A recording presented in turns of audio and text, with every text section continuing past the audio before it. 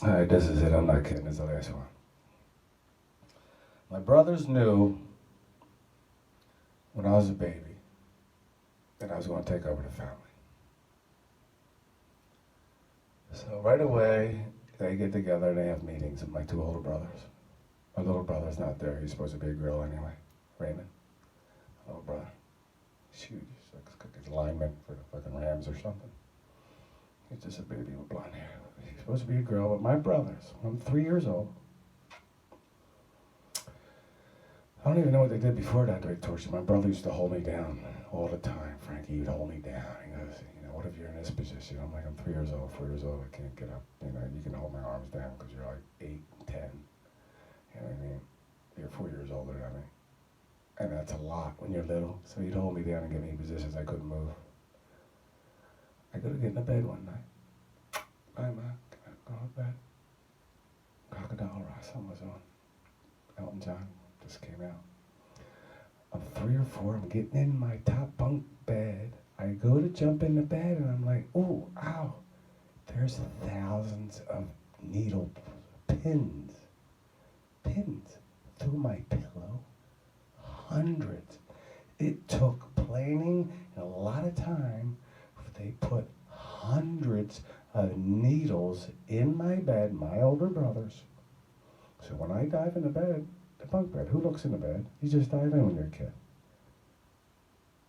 I knew. They were trying to knock me off back then. I was 3. I tell my dad. He comes up, he sees the pins. My mom sees the pins. She's going, what the hell? Where are these kids from? They're like German Nazi freaks. And my dad goes in and he beats the shit out of them. I screw right under the finger because I go out and look. I was hoping he hit him with like buckles in the head and grabbed a baseball bat and shit because I was going to jump in. But my dad had it pretty good. They were screaming, hollering, but they were putting on a commotion. Here it's through the blanket and the sheet. So the belt don't really hurt. They were screaming bloody murder because they were scared. I mean, if I was 3 or 4, they were 8, 9, and he's 12, Art. But I'm sure it was Frank was behind it. The science. Year passes by. I'm still alive. So, here's what they do now. They put Artie in the bed with me. Artie's in the top bed. I think I moved to the bottom bed. They put him up top of the bunk bed. Right? I go to bed. I'm sleeping. It caves in, but they didn't have it, so it caved in on me. It caved in one side, and then the other fell, and Artie flew off, and he's screaming. Ah! He flies off on the ground.